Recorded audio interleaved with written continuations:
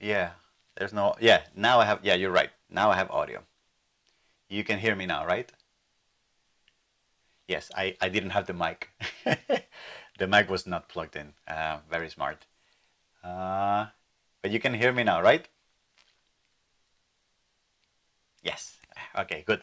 So I was saying, if you were with me this morning, we we made this, we wrote this thing called a cellular automata.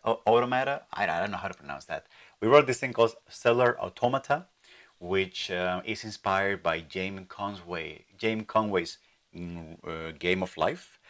We broke down the rules and we implemented a basic version of how that works in a C# component where I explained two-dimensional arrays and where I explained the idea of having a component that has an update cycle by ticking it with a timer at a constant interval so that it performs calculations at constant time intervals, and then we can, and then should I be explaining this already on the video?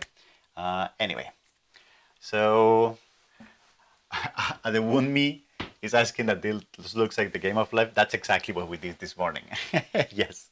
So what we're doing this afternoon, what we're going to do this afternoon is I did an oversimplification here before inputting data into the C# component, which was flattening the flattening all the data.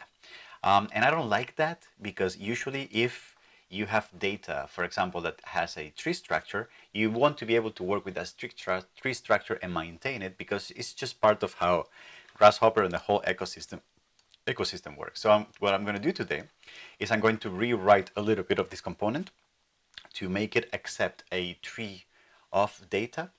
Work with that. I'm just going to basically take that data tree, convert it into the float array, the Boolean array that we were working with, sorry, and then and output also a data tree. And with that, what I'm going to do is, after that, I'm going to not just keep this Game of Life idea up. Okay, it's over. It's stable. And then what I'm going to do is I'm going to apply this logic to other geometries. So for example, a curved surface, and you guys are going to see how it's going to work right off the bat because of the data tree structure. So that's going to be cool. I hope it doesn't take me more than an hour, hopefully less than that to put it together. And then I'm going to open it up to Q&A, okay, and have a conversation with you guys. So let's get rolling with that. So what I'm going to do is, because it's going to be video part 2, I'm going to start doing it, and then I will record the introduction by the end of the video once we're done. So let's get it started. I'm gonna remove this. I'm gonna start over. I'm also gonna do a couple tweaks.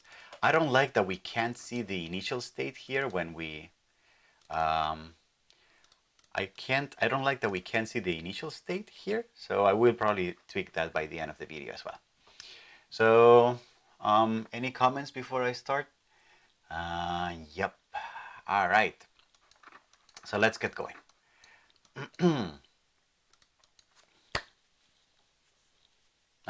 So in the introduction part, I will have explained what I'm going to do and how it's different from part 1.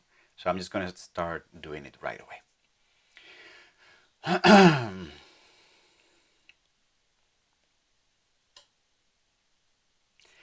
Let's get to it. So the first thing that I'm going to do is I'm going to rewrite a little bit of the definition that we had from the previous video, so that I remove all the flattening and all the data simplification, and I just stick to my two-dimensional grid of rectangles with a data tree structure. And then I'm going to reshape a little bit of the C# component to take that data, to take that new data forms. So I'm just going to go in, I'm going to remove all of this here, I'm going to remove the points, so I'm going to keep the rectangle, finding the centers, point containment, etc. And I'm going to remove all of this as well, so that now I have my list of rectangles that has a tree structure, and I have my list of whether if the center of those rectangles are inside the curve, this curve here or not. Just to verify that I have a tree structure, I'm going to use the tree parameter viewer here, and I'm going to plug it to the rectangle box. You can see that I have a data with 50 branches and 40 elements in each branch, and that the equality test has the exact same data tree structure. If you double click on this component, it gives you this nice tree-like sort of visualization, which is kind of cool. I don't know how useful it is, but it's cool. So, all right, so I think we're good to go. And then what I'm going to do is, in the C# script component, I'm going to remove the ticker. We don't need this anymore because we're going to keep using the timer technique. The cells are going to be the true and false pattern that we want to iterate over. And then for rows and columns, we're going to remove that because we're going to read that information directly from the data tree. Okay, so this is, and then this is very important, the cells, this is not a list access anymore, this is a data tree access. So I need to change this to tree access. This is not going to be working anymore, obviously. And then now I can go in and deactivate false and start working inside of the component to translate the data tree into the float array that we need, and then keep going with that. Okay, so let's get that going.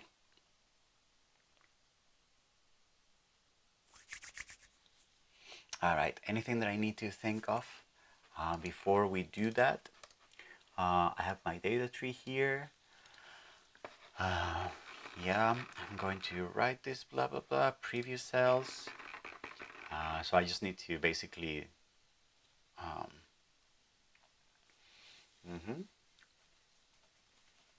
I just need to write something that translates from the data tree to a float array, and then something I will have to translate something that translates from a bool two-dimensional array to a data tree. But that should not be very hard.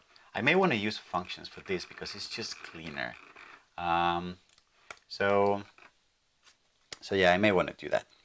So let's do that.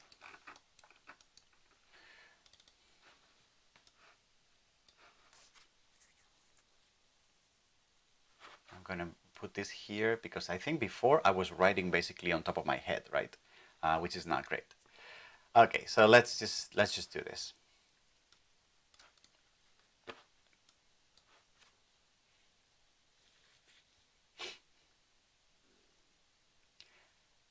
I just opened my C# scripting component, and I can see already that the input cells has been changed to data tree, okay? Which is great. So what are we going to do? Well, if you remember from the previous video, we had some sanity checks here to see if things were going well. Now we may have to change this a little bit because now I don't have the number of rows and the number of columns. This is something that I will need to take from the data tree. So I think that the first thing that I would like to do is, before I do any sort of checks here, I'm just going to comment this out for the time being. And then what I would like to do, actually, I'm going to comment everything out, you know, because, and then I will start turning it on and off as soon as I start rewriting things, because otherwise I'm not going to be able to run the component. It's going to give me a lot of errors. So yeah, so I'm going to turn everything off and then start rebuilding all the code little by little. So the first thing I would like to do is I need to write something that translates from a data tree of cells into a two-dimensional array. Okay, so that should not be very hard. So what I would like to do is I'm going to go all the way down and I'm going to write myself a function here to perform that that functionality, so that the code is not so messy. Actually, I'm going to take that back. I'm just going to do that here, and maybe by the end of the video we can just move things from one place to the other and just turn them into functions.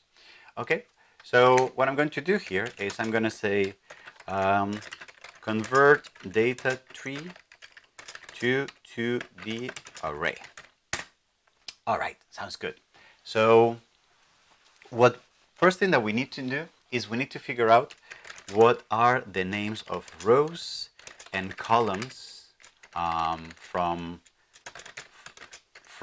the data tree. So I'm going to initialize two variables, rows and columns. I believe this is the name that we used before. And I'm going to look at the data tree and I'm going to try to figure out this information. The first thing that I would like to do is I would like to remember that rows for me were how many elements were contained in each one of the branches, and columns were how many branches the data tree had. So that should be very easy. So the first thing I'm going to do is I'm going to look at the data tree and see how many branches it has, and that's going to be the number of columns. So what I'm going to do is I'm going to say columns is going to be equal to cells, which is the data tree, and if I add the dot notation, you can see that I have a lot of properties of this element. So for example, of the data tree, I can ask how many elements it has. So for example, for this data tree, I believe it was 2000. I can ask how many branches it has, how many paths. Here in branches, I can actually get a list of those branches, all right? And then there's a lot of other things. You can merge them together. You can get the paths. The paths are those like numbers on the top left corner. So this thing here, this is the path. So for this one, what I would like to do is I'm going to take branch count. Branch count is going to be the number of columns. And I'm going to, here I'm going to print columns is going to be equal to columns, and then I'm going to execute this component, which tells me 50, so that's great. And then for rows, what I'm going to do is I'm going to assume that this data is correct, and that this data tree is correct, and whoever generated it in a good way. And I'm just going to look at the first branch. I'm going to look at how many elements are in that branch, and then I'm going to assume that all branches are the same. This is an assumption. You should not rely on assumptions. You should write code to check things. So we should actually write a for loop to go over all the branches, make sure that they all have the same elements. Yeah, why don't we just do that? Let's just do that, just in case. So this will be like Sanity, all right? And then what we can do is I can say I'm going to get a list of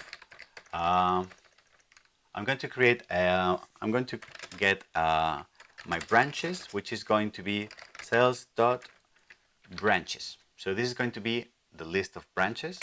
And what I have here is a list with all these branches one after the other, so that I can now access them. So I can go and say, for example, for each branch in branches, or actually this is a little redundant. I can probably just do cells.branches, all right? For each one of these, what I'm going to do is I'm going to say, I'm going to first look at the first branch. So cells branches 0, all right? And I'm going to get how many elements it has. So count. This is number of elements in the first branch, okay? And then I'm going to go over all of them, and I'm going to check if they're all the same. And if they're not, I'm going to give the user an error. So if branch dot count is different than rows, then create an error component dot add runtime, and you've seen this one, runtime message level dot error, not a square grid, for example, and stop executing stuff. Okay, and then here I'm going to now say rows is equal to rows. I'm going to run this code, and I see that, yep, I have 50 columns, so 50 branches, and 40 elements per branch. Okay, so that's good. And perform some sanity. Let's actually, I'm going to write here, figure out number of rows and columns. And now here I'm going to say convert data tree to the array. Cool. So what am I going to do?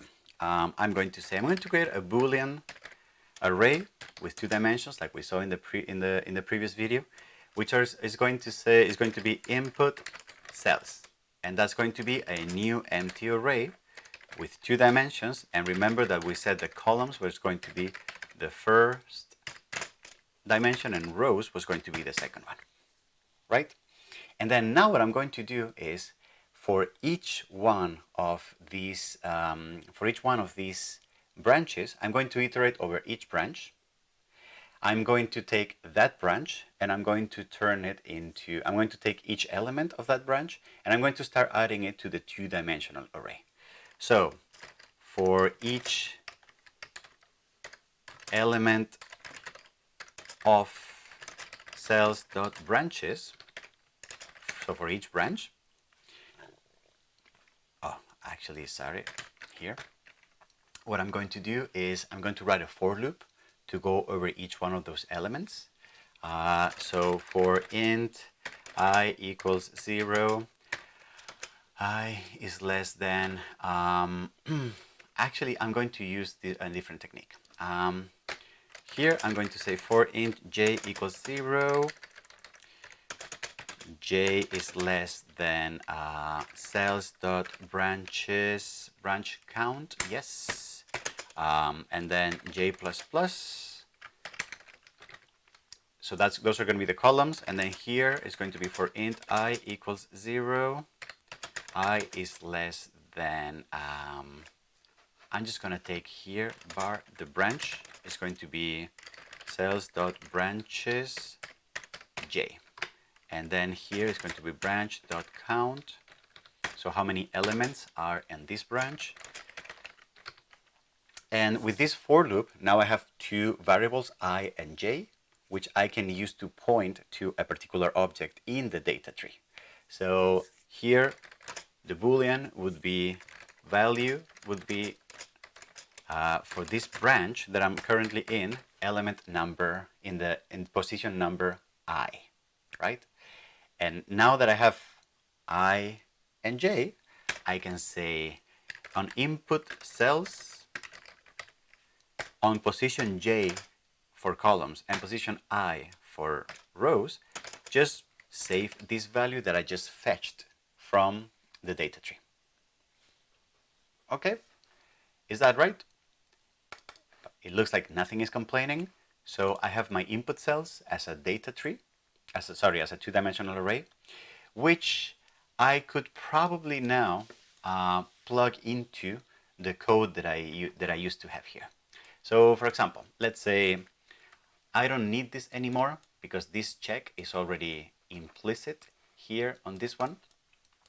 I'm going to turn this in. So initialize calculations. So if reset equals true, then previous cells is going to be a new array.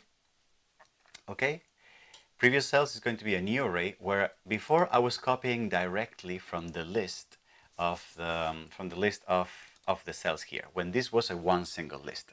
Now what I need to change is, because now I have a double array, I can actually just remove all of this and say that previous cells has to be equal to my input cells. I think this should work. All right, so this is going to work so far. Yep. And now a new array of live dead columns, blah, blah, blah, new cells. I think this looks right to me, etc., etc. We're probably going to hit some problems, but let's try to run this. object reference set to, okay, so what is this? Previous cells. Okay, this is because I have not reset this yet. So if I reset and I start, what is the calling pattern? These are the rectangles here. Okay. So what we can see is that the component is working. And then as I do false, my previous iteration is here, my new iteration is here, and then if I scroll down enough, I can probably hit some elements that are true or false. Where did we find a good chunk of these ones before? Here. So you can see here, you see this one was true, this one was true, and this one remains true, whereas this one became false. So that is great. It looks like I think the connection is laggy, huh? So I think this is good. The only problem is that right now we still have all the elements in one long list, just because we have not taken care to switch the output, and then from a two-dimensional array, which is what we had, switch it to a data tree. So let's do that here. Now switch back from to the array to data tree. Okay. So what we need to do is we need to take new cells, which is the let me say it. We need to take new cells, which is the array that contains the elements, the pattern, and we need to create a new data tree with each one of the rows, each one of the rows in the two-dimensional data tree is a list on the data tree, and we have as many data trees as columns in our data tree. So let's do that. Okay, and before I drive myself into a mess, I want to remind myself of how to do this. I think it should be something as simple as creating a data tree Boolean of like new cells tree, and this should be equal to a new data tree of Boolean objects. All right, and then for int I equals 0, so that's going to be a is less than columns j plus plus, and for integer I equals 0, I is less than rows I plus plus, and then so here I think what I want to do is I want to take the path of each. I want to create a new branch with a path. I want to create a new branch with a path that is matching the path that the original data tree. So if we look at cells here, this is the original path. So cells dot paths is a list of paths that gives me, so J is going to be a grasshopper path. So grasshopper path, that this is going to be column path, is equal, how is the connection? The connection is, well, it's going to be the column path, and then so here what I would like to do is to on the new cells tree dot add, we can add here, we can add data, so I can add, for example, yeah, so we should probably move this here and say Boolean value is going to be equal to new cells.j.i, comma j, comma I. And then as we have this, just add this value to the path that we just created. And if I do that, I get an error because I need to restart this again. And then what I would like to output here on B is going to be, let me see if this works. Oh, okay, and is this working? Yay! So we have the data tree. Okay, this works well, right? Because if we have this pattern here, now, liner server routine return no results. What am I getting here? 22. What am I calling? I'm calling the rectangles. Oh yeah. Yeah, well, that's fine. Okay, and is this working actually? Oh, yeah, it is working. And if I stop, yep. Okay. So yeah, so this works. So let me then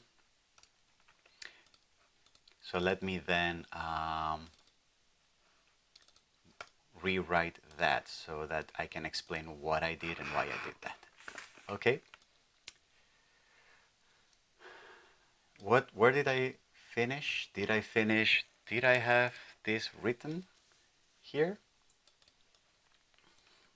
Okay. Okay. How are we doing, guys? All good? Can you see me? It's been a little choppy, right?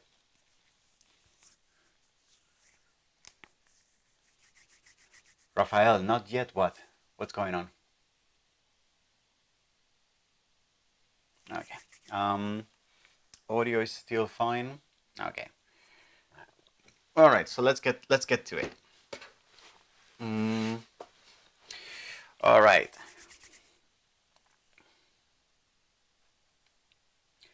The first thing we're going to do is we're going to create an empty data tree of Boolean objects. That is as simple as saying data tree Boolean, and I'm going to call this, for example, new cells tree. Okay, which is going to be equal to a new object of the type data tree that I'm going to initialize as empty. Okay, great. The next thing that I will do is I want to remember that I want to output from my component a data tree that has the exact same structure of the original data tree. So I need to remember that I have as many columns as branches, and inside of these branches I have as many elements as rows. So I'm going to create, like as we have done before, I'm going to create a for loop to iterate over all the columns, the amount of columns that we have. So that's going to be here. And for each column, what I'm going to do is I'm going to read from the original data tree, the one that came into the input. I'm going to read what the path of each one of those branches is. So the path is this address here, which is in Grasshopper is a GH path object. So what I can do is I can say from the cells data tree, which is the original that you gave me, let's take a look at the list of paths. So you can see that this is an interface for lists. So from the list of paths, give me the one at position J, and you can see how the return is this element of the type grasshopper path. Okay. After we do that, now we have a we know which is the path that we want to add each element to, and then I can just create a new for loop where I'm going to iterate over all the rows. And then now that I'm in my second for loop, I know where I am on the J position of the data tree, that is columns or branches. And with I know where I am in each one of the rows of my two-dimensional array, or each one of the elements in the list within the branch. Okay, so what I can do is, now that I'm here, I'm going to say, I'm going to first take the true or false value that I have calculated in the two-dimensional array new cells. So new cells, J first, I second. So this is whether if the cell is alive or is dead. This is the calculation that I just did, right? And what I want to do is I want to take that value, I want to add it to the data tree, but I want to add it in the path, in the right path that I just calculated. So that is just as simple as saying new cells tree dot add. And if you can see, as I click add and I open parentheses, I have two overloads. Just add the data in the first branch that you have, or add the data with, I'm going to do this again, add the data on the grasshopper path that I'm giving you as a reference. So very simple, I can just say value, and then here I can just add it to the path that I took from the original data tree. Great. If I do that, I should be able to run this code, and I want you to notice that here on the output B, I did output this new cells tree that I just created. Okay, and which is great because you can see that here on new iteration, we have the data tree with the 2000 elements, but here on B, we have the same data, but instead it's with the original path, and it has all the branches one after the other, you know, which matches exactly, I'm going to just to prove you, which matches exactly the data structure that was present on the rectangles that we created for the grid. So they both match identically, which is great because now everything that needs to read from these rectangles is going to have a very easy time to do that. So now we can plug in our B output to the call pattern, and because both trees have 2000 elements in 50 branches, you see they have both the exact same structure, then this component can work perfectly and take both inputs and match them and remove. So now I can say connect the timer, let this go, and boom, my component now works with data at the tree level. Obviously, we could have done this from scratch from the beginning, but it's a little more tedious and perhaps a little too abstract, so I wanted to do it this way to like build up in complexity with these different data structures, okay? So I think what we're going to do now is I'm going to fix a little bug so when you start, it doesn't start with, when you reset, it doesn't reset to the original ones, but to the first iteration. So I'm going to fix that. And then we're going to have a little bit of fun. So we're going to apply this logic, but instead of like a flat, boring two-dimensional grid, we're going to apply it to a surface in three-dimensional space. Okay? All right. Danielle, does it affect speed? What does affect? Yeah, well, probably this process is not very performative.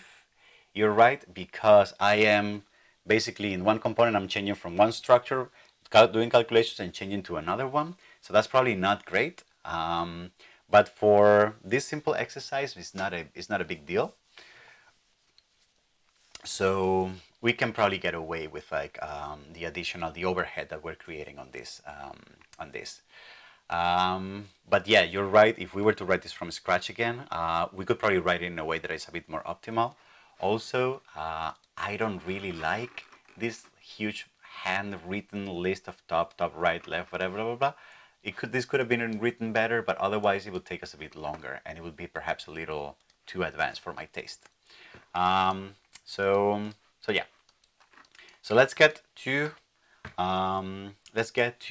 fixing this annoying thing that when I turn this on and off, it doesn't really stay on the first iteration. Okay, I don't like that at all.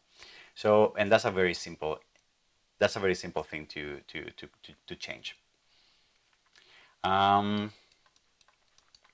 Okay, let's do that. I'm going to go into the Seashell component, and I'm going to add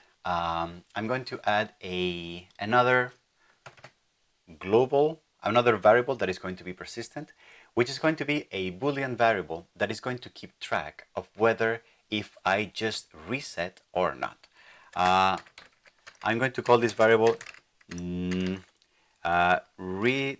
did I just reset?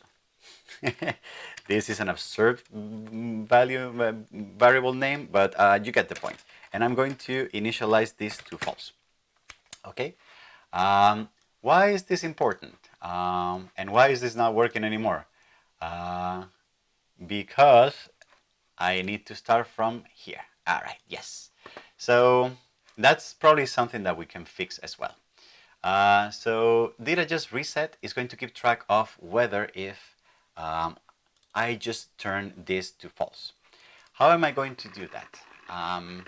Here, when it says if reset equals true, I'm going to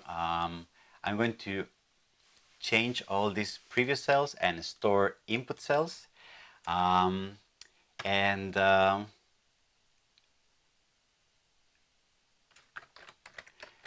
here, and I'm going to do that operation. And then if reset is not true, if reset is false, but and then I'm going to set here did I just reset is going to be equal to true, I may want to set up the outputs here and stop calculating anything. So I may want to here I'm going to remove everything, and I'm going to say new iteration is going to be equal to oh, I need to output this.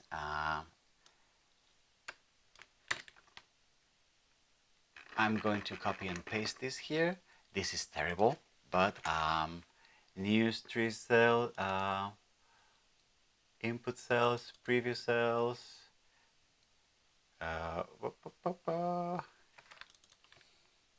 This is going to be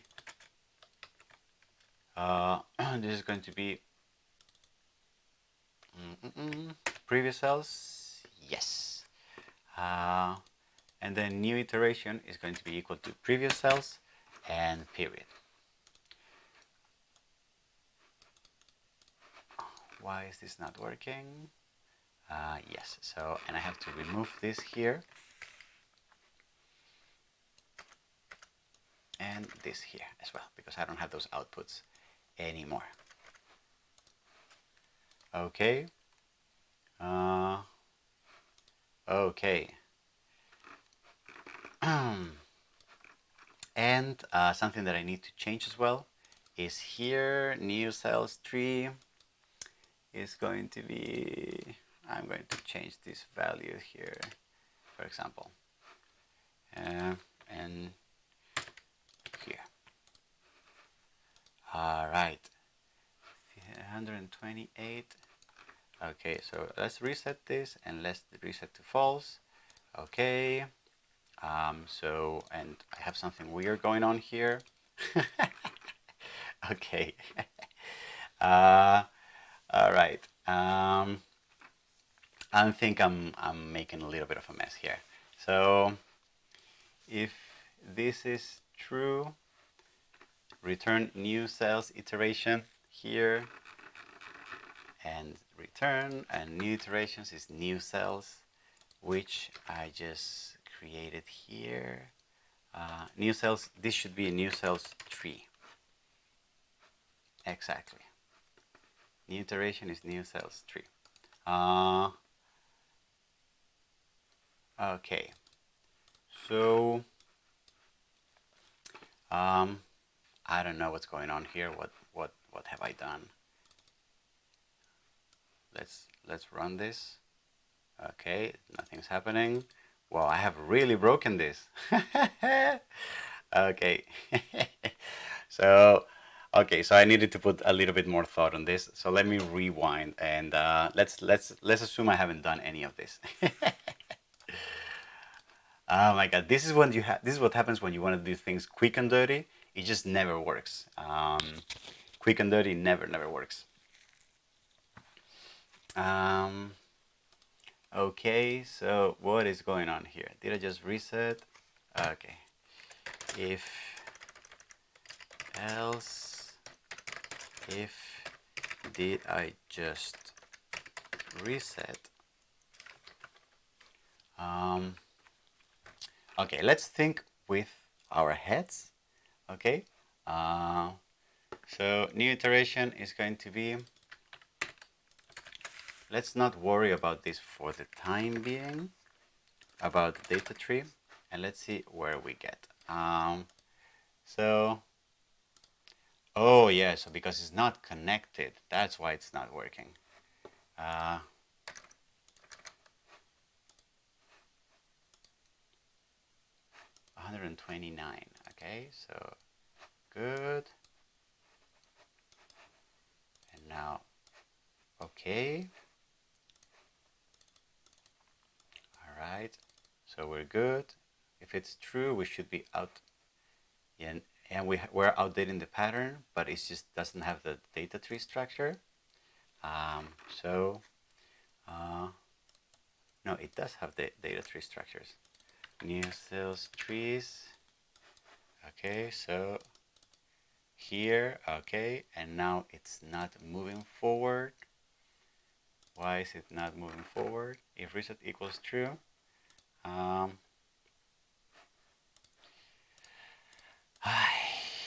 hate doing these things so fast and so without thinking. What did I kill here?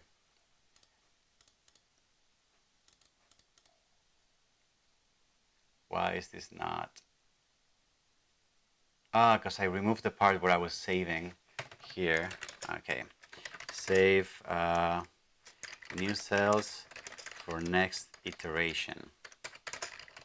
And this was previous cells equals new cells. Yes. Okay, and now we reset here and we let this go. Boop, boop. You know? All right. Okay, and as we do this, we are jumping 2 iterations there. I don't like that either. What I want is, I want this super clean. I want to turn this off and I want the original ones to stay there. So that's why I was implementing here. Else if, else is, did I just reset equals true, then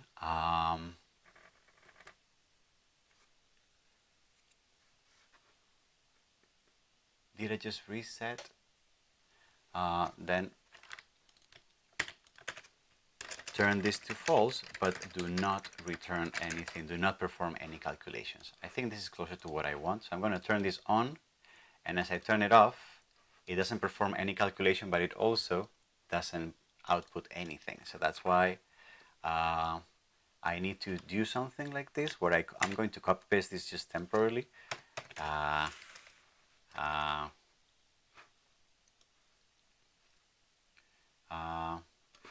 Well, this should work.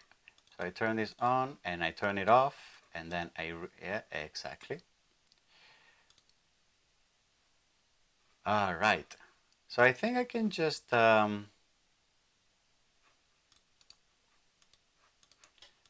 turn it on, turn it off. It just stays there. Okay, and then, but this is really shitty. I'm just copy pasting this. I'm duplicating this. I do not like that at all. So what I'm going to do is, I'm just going to say here, Boolean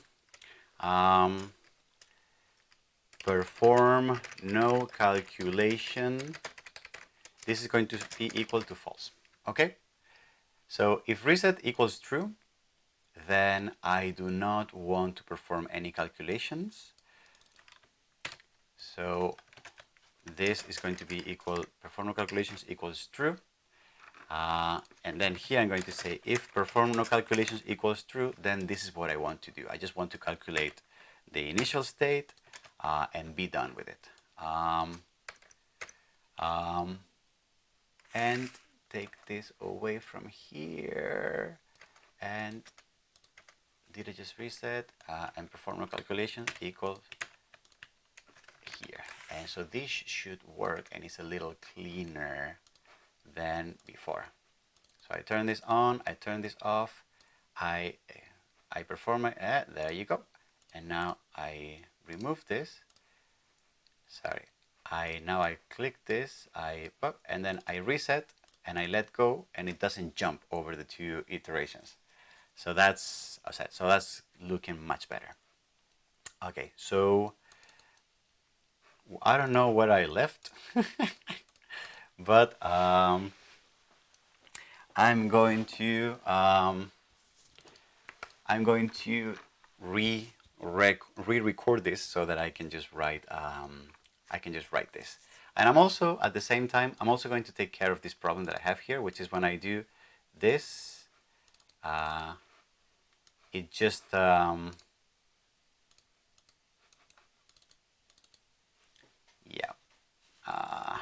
okay. When I do not initialize this component, this variable, it just gives me an error. So, okay, so I think I'm going to do that.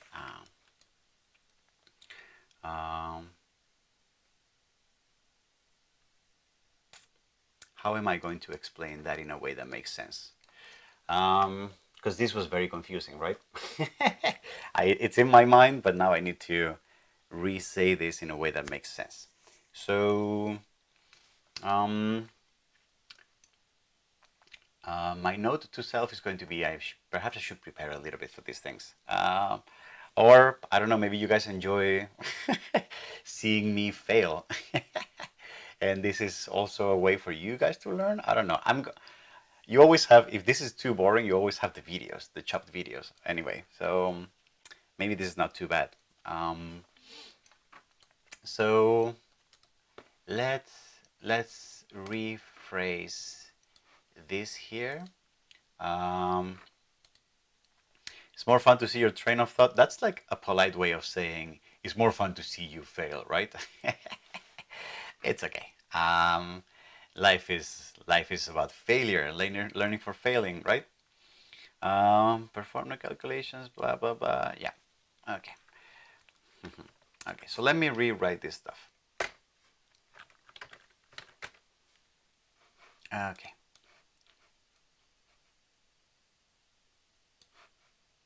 Oh, when I recompile is when it doesn't. When it's assigned but it's never used. Yeah, 106. Yes. So this thing. Okay. So I don't know what I left it before, but I don't know what I left it before, but I'm gonna start from implementing, from when I was saying, let's implement this. I'm just going to start from scratch. Yes. Okay, I'm going to start from scratch. Yes.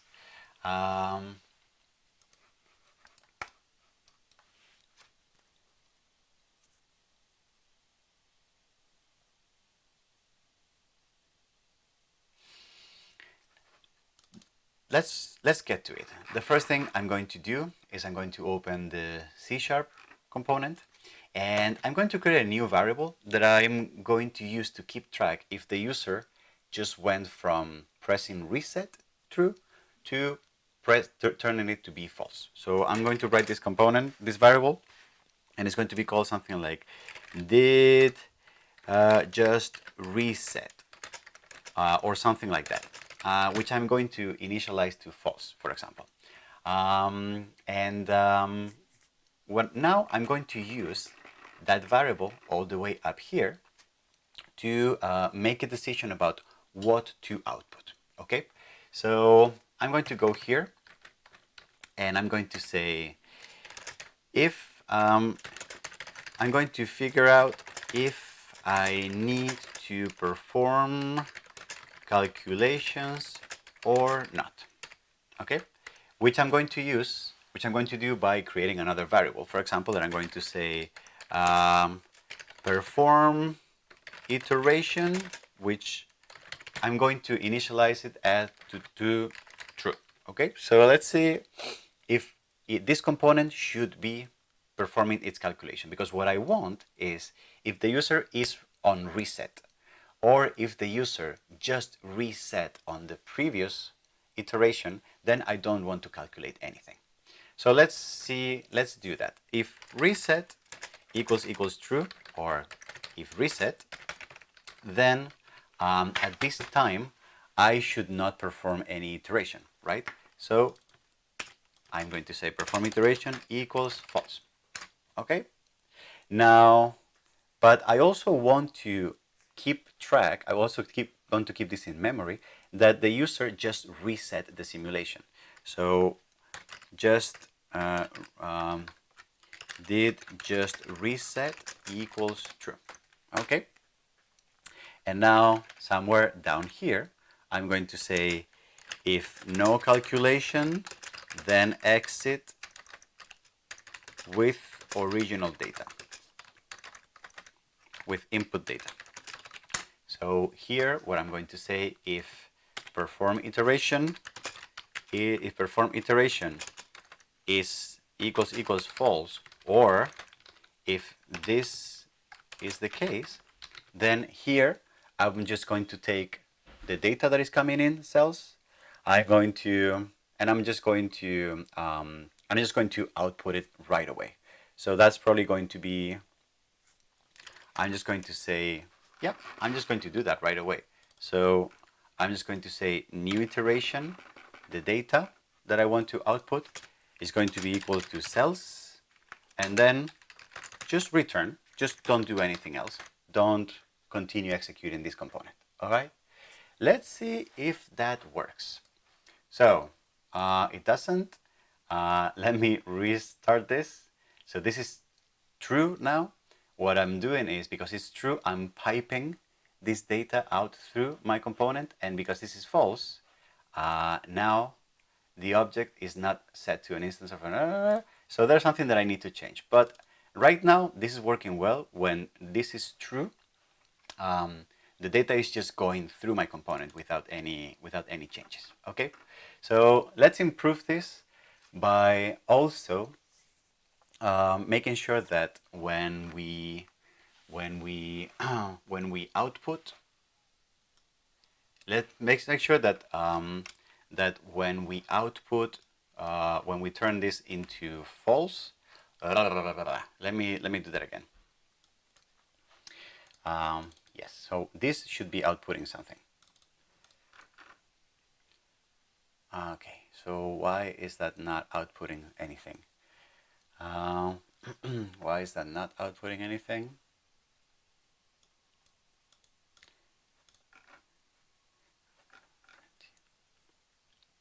Because I have never initialized previous cells. Did I remove that code? Oh, okay.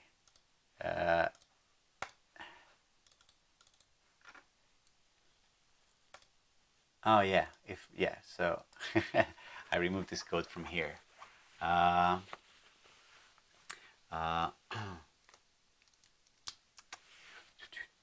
Okay, so I will need to add that back. Okay. Okay.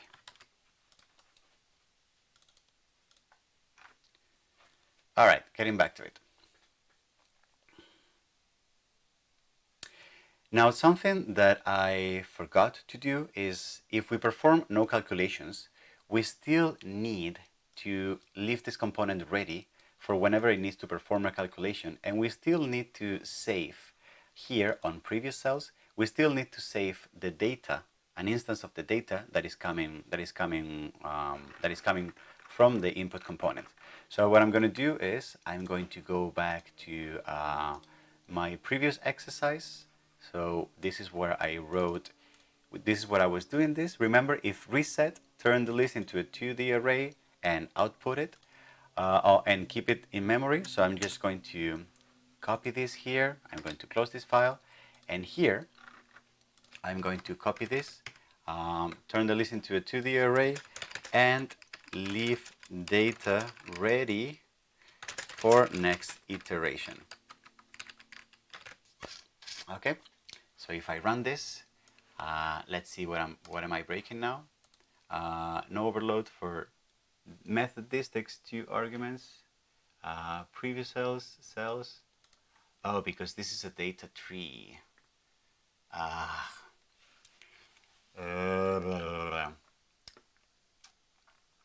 Convert data tree to 2D array. Okay, so this is what I was doing before. Okay.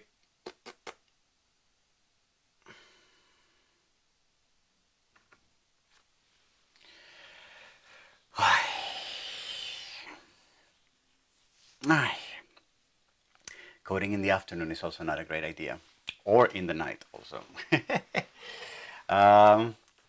Let me go back to this.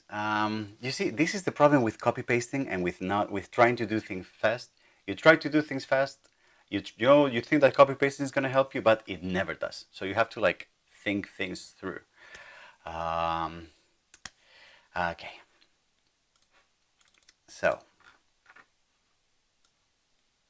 I'm just gonna cut this. Okay. So let me get back to that.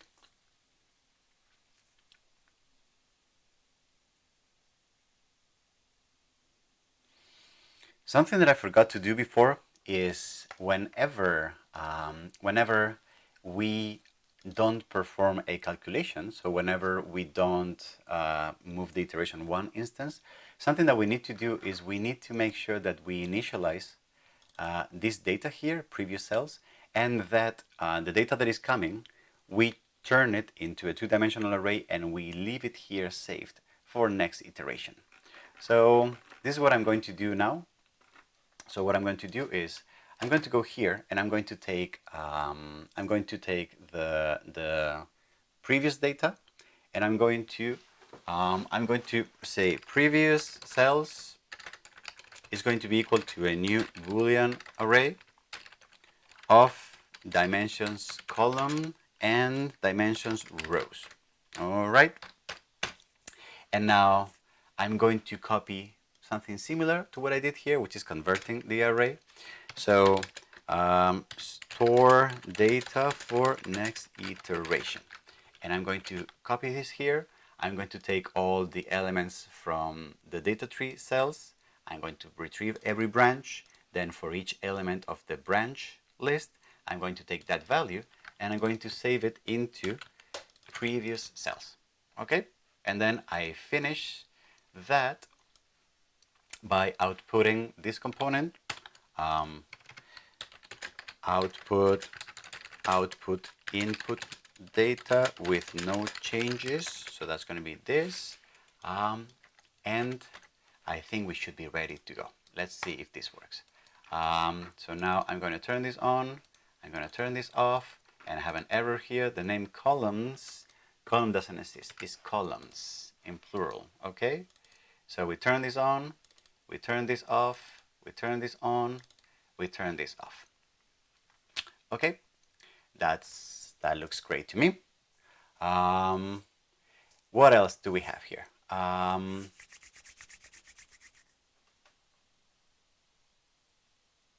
Okay, and what am I going to do right now? True, false. Oh yeah, so I want to turn this to false, and I want it to not update another time, to not give me the next iteration. So let me just do that.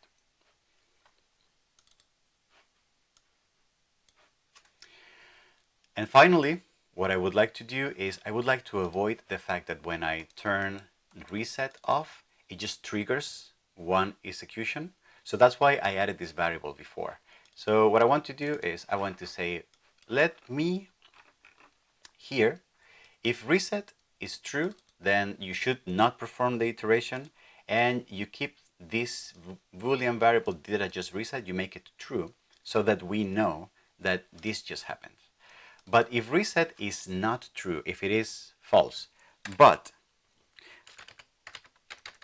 else if, but it turns out that did just reset equals true because we're coming from a state where we did set up that on the previous update, then make that one false, but still do not perform any iteration. Okay? Let's see if that works. I'm going to hit OK.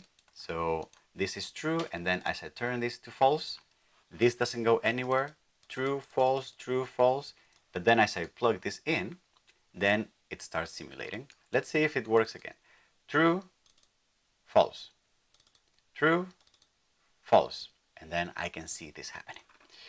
Okay, so our component can now spit out, can take an input of data trees, and it can output a data tree with the same structure, and then it works a little bit better with this tiny debugging that we have done to the reset function. Okay, so awesome. So I mean, this was a lot to take. This was very tedious, but how about we take some time to like have a little bit of fun and then apply this technique to not this boring grid of 1x1 rectangles, but we apply this onto a surface. Let's try to do that.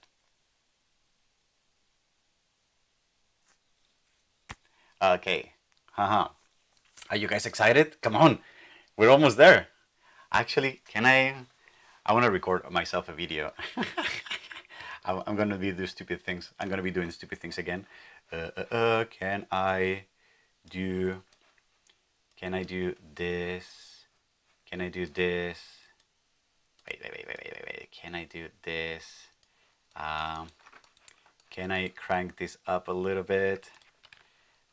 So here, and then put this here.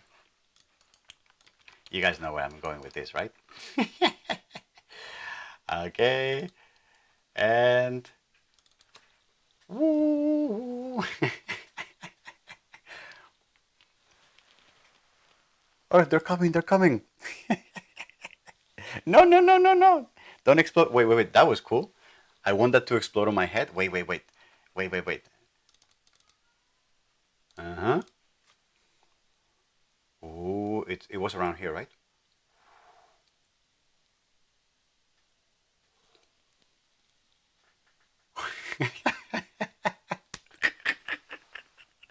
Was that okay? Let me do it again. Wait. Okay. Oh, it's somewhere around here, right?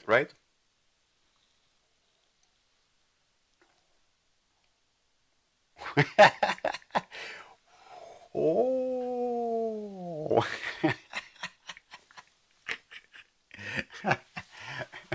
All right.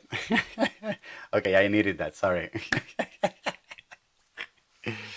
Okay. All right. Let's get to serious stuff again. Okay, gentlemen, ladies. Let's have some rigor here. Okay.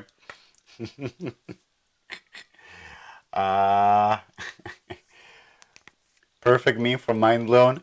You guys are welcome to take this and make a meme or like make a GIF. It's up. I'm totally up to you. Where was I? Yeah, I totally lost it. Oh yeah, we were going to apply this to a surface. Yes. Okay. So, how are we going to do this? Well, we're just going to create a surface. We're going to divide it in isotrims, and then we're going to feed that into the component, and it should just work the same. So let's do it.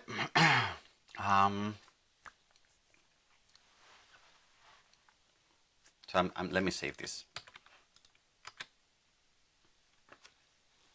Oh, and we need to, now a curve is not going to work for containment. We may need to generate a sphere or something like that and check that sphere for containment. But yeah, that's fine. Okay, let's do that.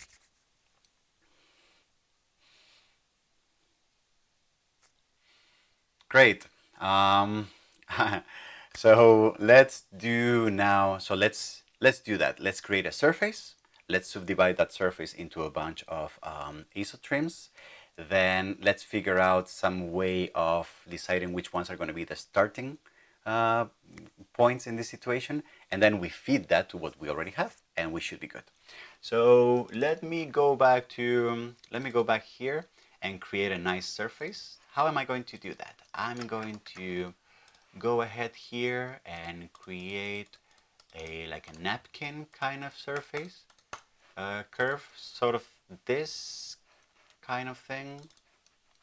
I'm going to move this here, more or less. Nope, I'm going to move that here. All right.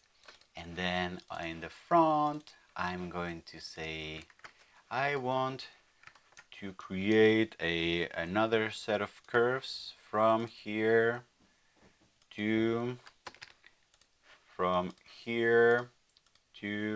here and here. Sorry, and this point here, exactly. And I'm going to create another one from this point here. And as you guys can see, I'm terrible at playing right now. All right, but this should be good enough. So surface, how can I create a surface from boundaries? Is that, there was such a thing, right? There was such a thing, a surface.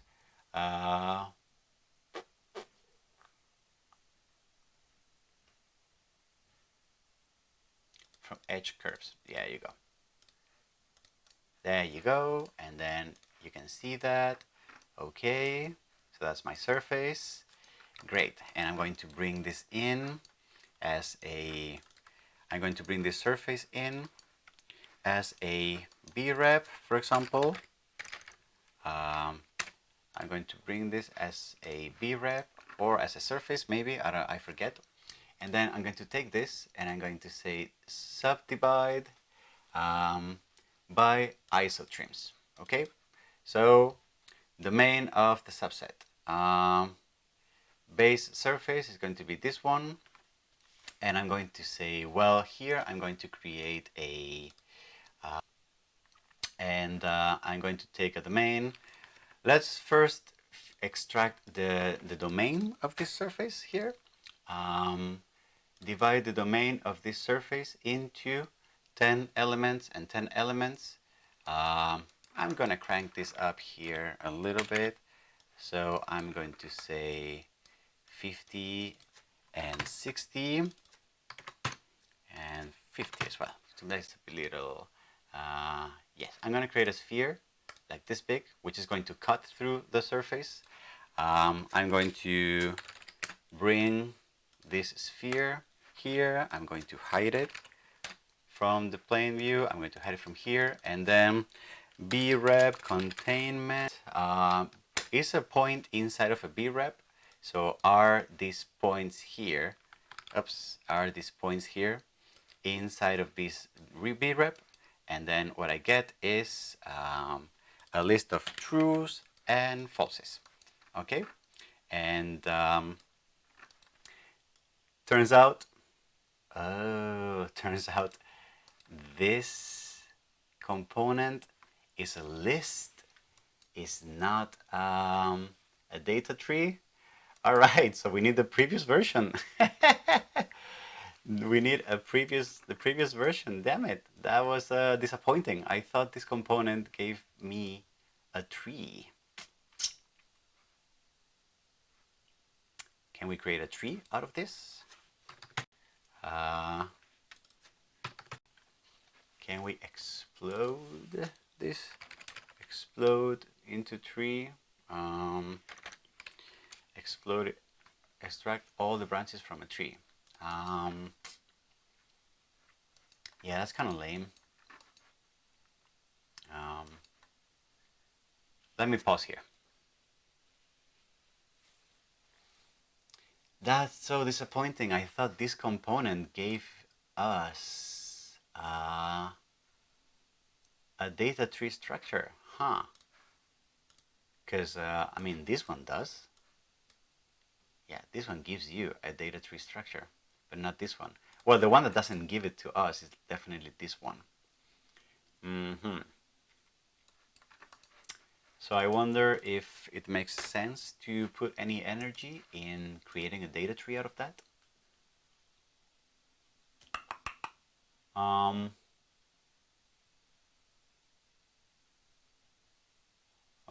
How can I create a data tree from something that is not a data tree? Unflattened tree? Or I can probably graft it using no.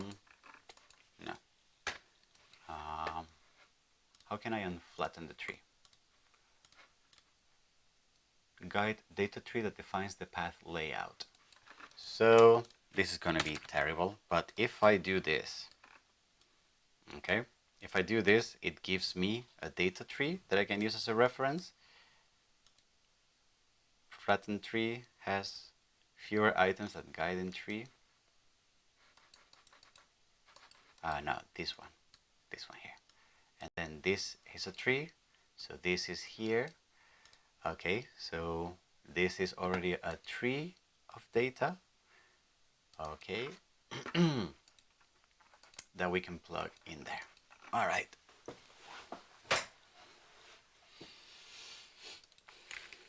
Okay, so let me record that.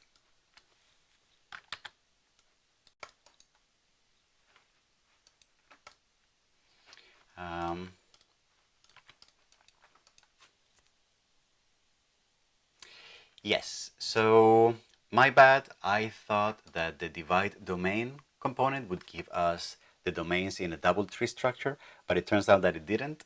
So it just gives us a flat list of all the domains, and therefore we get a flat list of all these domains on the surface. So we could use the file that we wrote in the previous video, because that one takes a flat list of elements and it just works with that. But since we're here, why not just work with what we have, and then recreating this, recreating a data tree from this is actually as easy as unflattening the tree. So taking the tree structure and giving it some more structure. But what we need is a data tree with a data structure to use as a sample, as a template, to apply this this structure. So what I'm going to do is something that is not very clean, but it works. What I'm going to do is I'm going to use this component to create a fake grid of points that I don't need at all, but I'm only going to use the output as the sample data tree structure that I want for this. So for example, here I'm going to use this, and I have my data tree has trees and it has elements, and that's what I'm going to plug in here. And now my points have this data tree structure.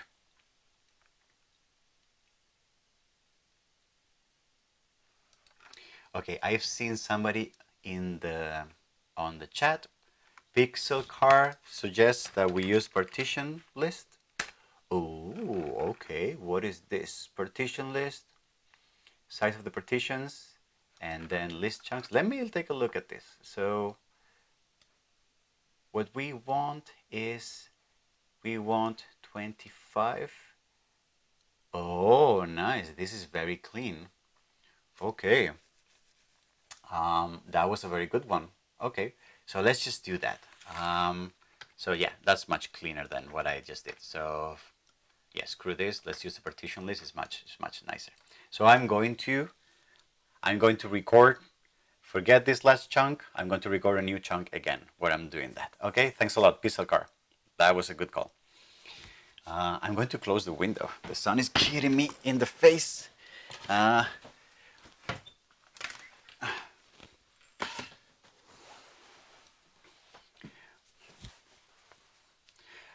Okay, reminder for video editing, this last chunk didn't work. We're gonna do a new one, okay? Yeah, the problem I had was that I thought this was my bad. I thought the subdivide component gave us as an output, it gave us a tree with the domains and the subdivisions, and therefore we could use the component, but it turns out that it doesn't. So we could use the file that we created in the previous video, which takes a flat list of elements. But since we're here, why not do it a bit more cleaner, a bit better, and give some structure to this data? So somebody in the chat just suggested me to use partition list, which I wasn't aware of, but it's a really good component. So with this component, you can take a list and subdivide it into chunks and create a data tree structure out of it. So I can take that and I can say I want 25 trees, and therefore now I have this data structure that has 25 branches with 25 elements inside of it. If I plug this in, now all my data downstream has the data tree structure, and therefore I can plug this in here. So I'm going to save this as a new file, and then I'm just going to first of all, I'm going to plug in here the cells. Sorry, I'm going to plug in here the true-false pattern that I want to follow. I'm going to reset this, and then I'm going to plug in here. I'm going to plug what I want to call out of this. So this is going to. I'm going to hide this. I'm going to hide this. I'm going to hide all this stuff as well. Okay. And this curve, I'm going to hide it too. So I have my surfaces, I have my list, and then here I have no elements. And why is this not rendering? Untrimmed surface. Oh, because I don't need to do a planar surface out of them. I just need to show these guys. Okay, so are you ready for this? Is it happening? Are we doing let me crank the numbers up a little bit. So 50 here, and 50 here. Okay, and let me reset the component. And now we have our starting 50 cells. And as I press go, this is going to not iterate. And then as I turn this in, boo, three-dimensional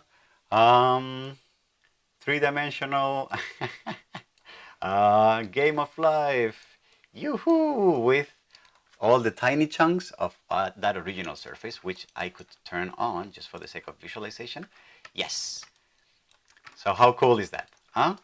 Let me do this again. I'm going to turn this off, and the 1, 2, boom, and then we have this propagating pattern that flies and that propagates over the surface, and that it wraps around it from one side to the other. Yoo-hoo!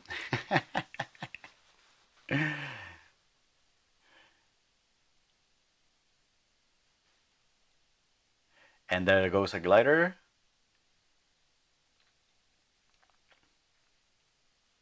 And the glider is going to hit something. What is it going to hit? What is it going to hit? Okay. All right. Let me close up with some remarks, and then we go, and then we record the introduction. Okay. So.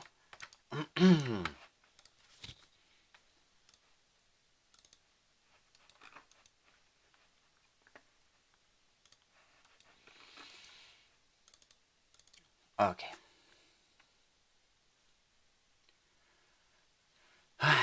Wonderful. It's taken us some time, but I think we did something pretty cool. Now we have a tool that, given any data tree structure of elements, true and false elements on a grid, it can perform a game of life like cellular automata simulation on it, and we can use to fetch or to visualize or to clean or to parse whatever any kind of two-dimensional grid in space. We started off with a 2D grid of points. We were able to apply this logic to a surface that we subdivided in ISO surfaces, okay? But as you can imagine, the possibilities here are endless. So there are a lot of things that we can do. So for example, we can now change the rules of how the game of life works. And I believe, for example, rule 3 and 6 is also a very popular one because it generates a lot of repeating elements, I believe. You can apply this to any kind of geometry that is 2D, that it can be formed in a 2D grid. So for example, a 2D grid of circles, a 2D grid of I don't know, whatever. It doesn't really matter the structure. But you can also think about applying this logic as well to to elements that are not a two-dimensional grid. So for example, you could apply the same, not to this component, you would have to rewrite a little bit of it, but you could apply this to a grid of triangles. You could apply this to a grid of hexagons. You could apply this to a three-dimensional grid of cubes, for example, like a voxel field. And what's interesting, just because the notion of elements that are connected between each other and performing calculations to find how many neighbors each element has, and then making decisions about whether if that element stays or not based on how many elements, how many neighbors it has, can be applied to any kind of structure of elements where you know the neighboring connectivity between them. We've done it very simply for things that had 8 neighbors around in a 2D grid, but anything that you can establish relationships with, a grid of hexagons, a grid of triangles, even a Voronoi pattern, because you can use the Delaunay triangulation to define which elements are neighbor to each ones. That is something that you can very easily do. So I'm gonna leave that up to you, to the viewers. If you wanna take this code and like rewrite it to apply this cellular automata simulation to some other kind of geometry, whatever, that's totally up to you. But if you do something cool with this, make sure to share it with the community and like to send me a text, send me an email, Instagram, Twitter, and I'll be happy to share it with the community as well. We could add colors to this based on some rule. There's tons of things that can be done. Okay. So with that, I think I'm gonna leave it here. That was a lot, but I hope you guys learned, and I hope you guys this was fun. Thank you very much, and if you do something cool, make sure to let me know, and make sure to subscribe to the channel to get notifications about new videos, new posts, new tutorials, and new live streams. Okay? Thanks a lot.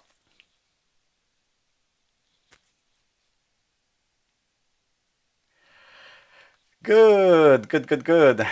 Well, almost there. So now let's record the introduction. Let's do the introduction. Where is the, okay. Is this view cool?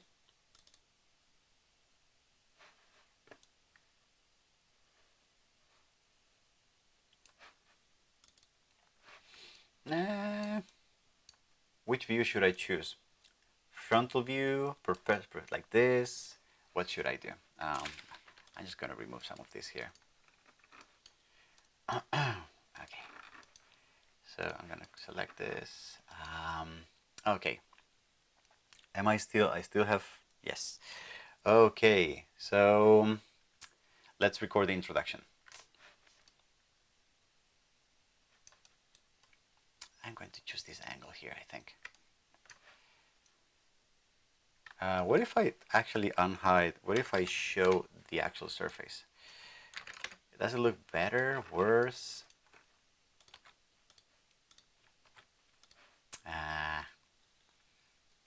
don't know how I feel about that. Let's just hide everything. Yes, and let's just turn this on. I think this looks better to me. Okay. So, okay.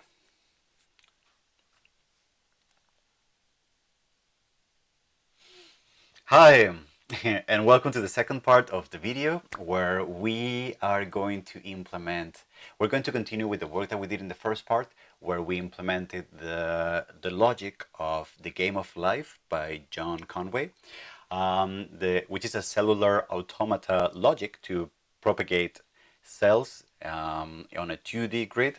But on this exercise, on this second part, what we're going to do is we're going to modify what we did in the previous one, where we just worked with a flat list of data. And we're going to do some changes and some tweaks so that we can work with the full data tree structure, which integrates better with the ecosystem of Grasshopper and how a lot of these Grasshopper components work. And also, thankfully, we will learn a little bit of how data tree structures work. Okay, if you stick around, we will end up this tutorial by applying the cellular automata logic, not just to a stupid 2D grid of points, but to an actual surface that has been subdivided in cells, so that we can propagate these elements on top of that surface. All right, how cool is this, huh? So stick around if you want, and let me show you how we can do this.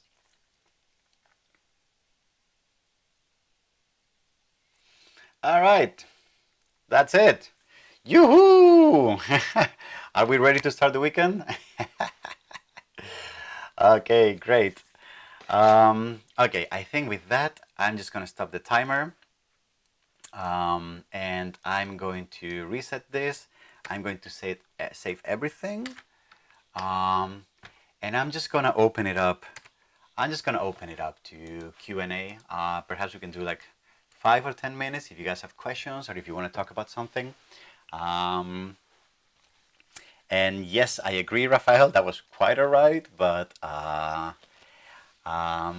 it was a little bit more advanced, yes. Also, I have to say I did not prepare for that exercise, so if I had written the code ahead of time, I would have probably been able to see a lot of these problems ahead of time, and it would have been a bit easier to do, or like faster. I wasn't very eloquent on that one, but yeah, it's there and it's done. So I think this is going to be a good opening to the new Geometry Gems playlist or wherever we do out of that.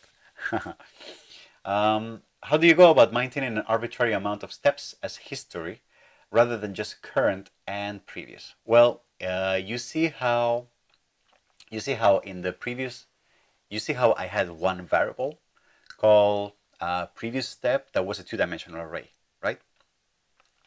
So how about, instead of that, we can have a list of two-dimensional arrays where we can keep the whole history of the simulation if you want. That may take up a lot of memory, but we can keep, for example, the last 10 steps. So in the main code, we can, when we need to look at the previous state, we just take the last two-dimensional array of that list, and then before we finish the update and with the component, we take a look at how many elements we have added to that list, and if there are too many, if they're like over 10, then we remove the first one, the oldest one.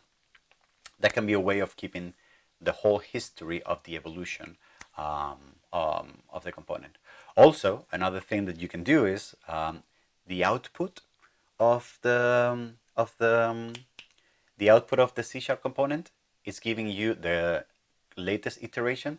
You can just plug in a recorder component there and then just keep all the data that is coming out one at a time, you know, on a list. Is there a way to speed up the for loop going through an array? Not really.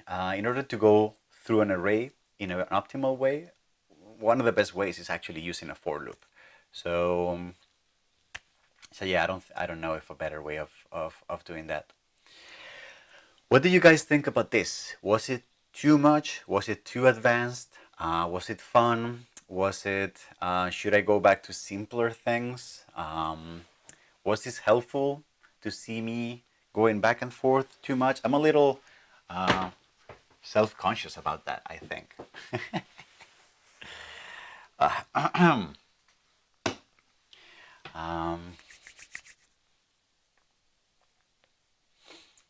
Okay. I think what am I going to do for next week? What do you guys think we should do? Should we do another algorithmic modeling challenge? Should I start recording the C# intro series? Maybe I should. I see you guys are a little quiet on the chat, so yeah, maybe I should just do that.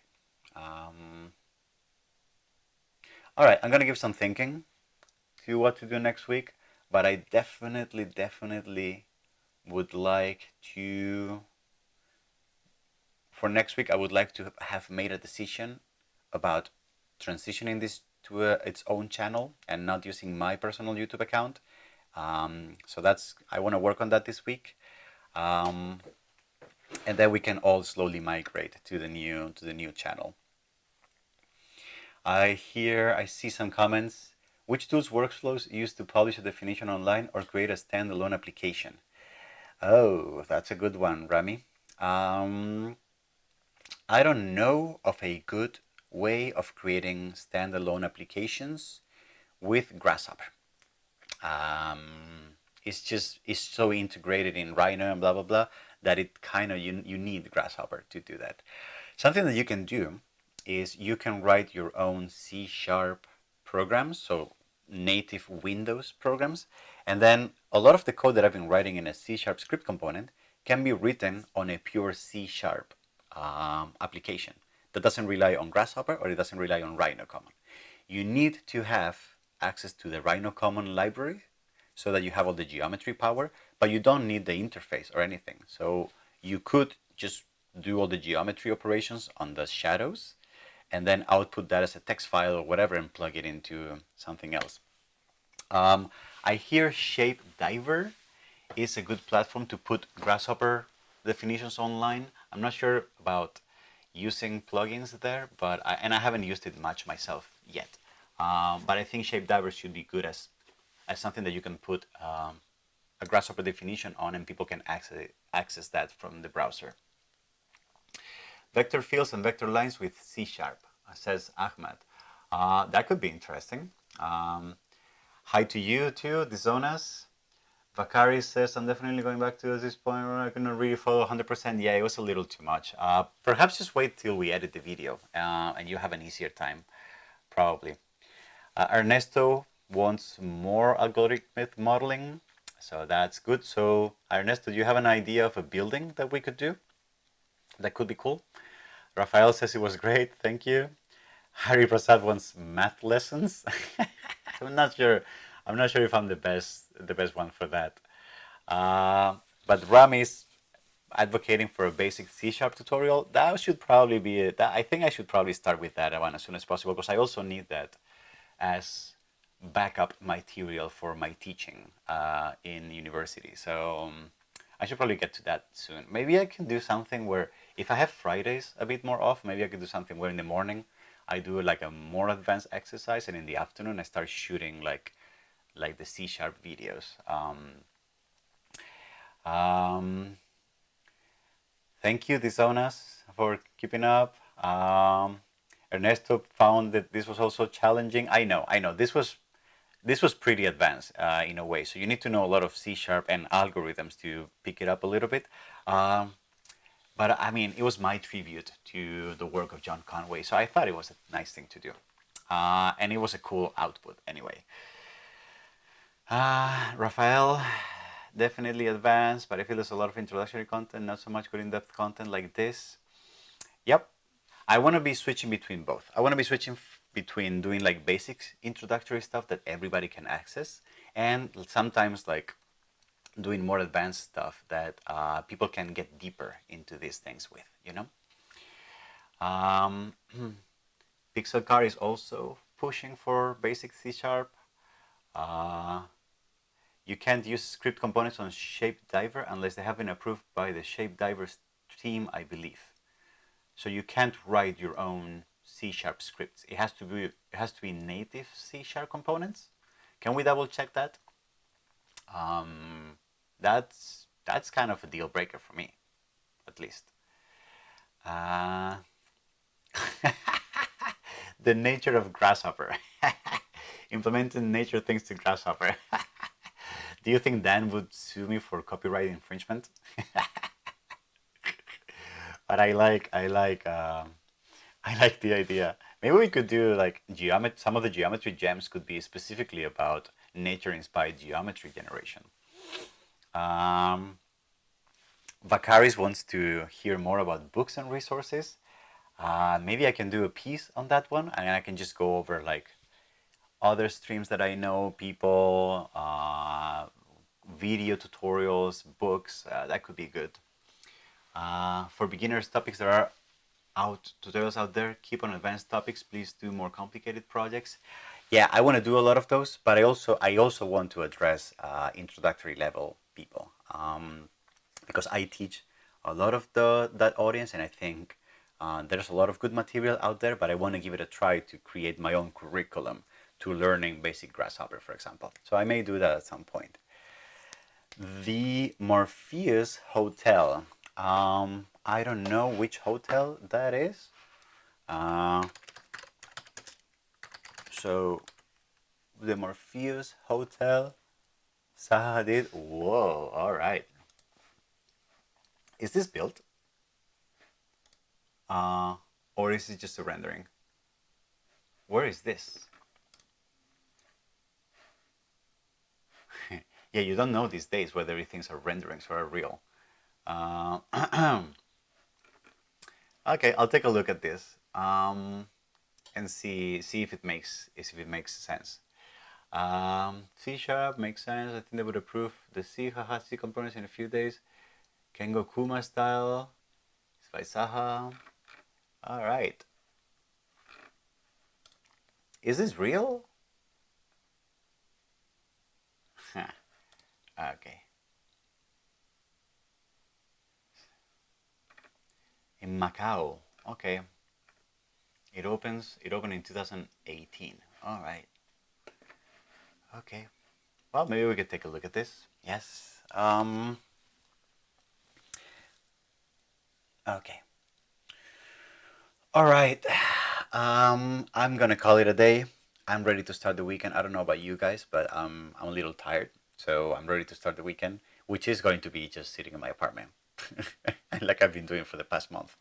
But yeah, it was a pleasure.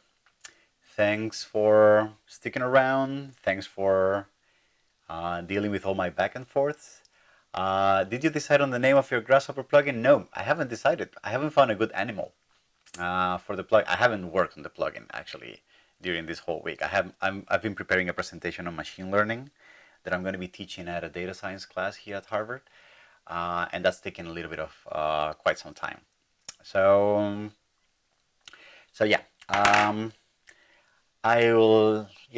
don't know what I'm going to do about the name. Anyway, thank you very much, guys, for sticking around. See you next week with whichever idea or topic I get to cover. I may want to do something a bit simpler next week. So yeah, but thank you very much. Have a good weekend. Love you all. Ciao, ciao.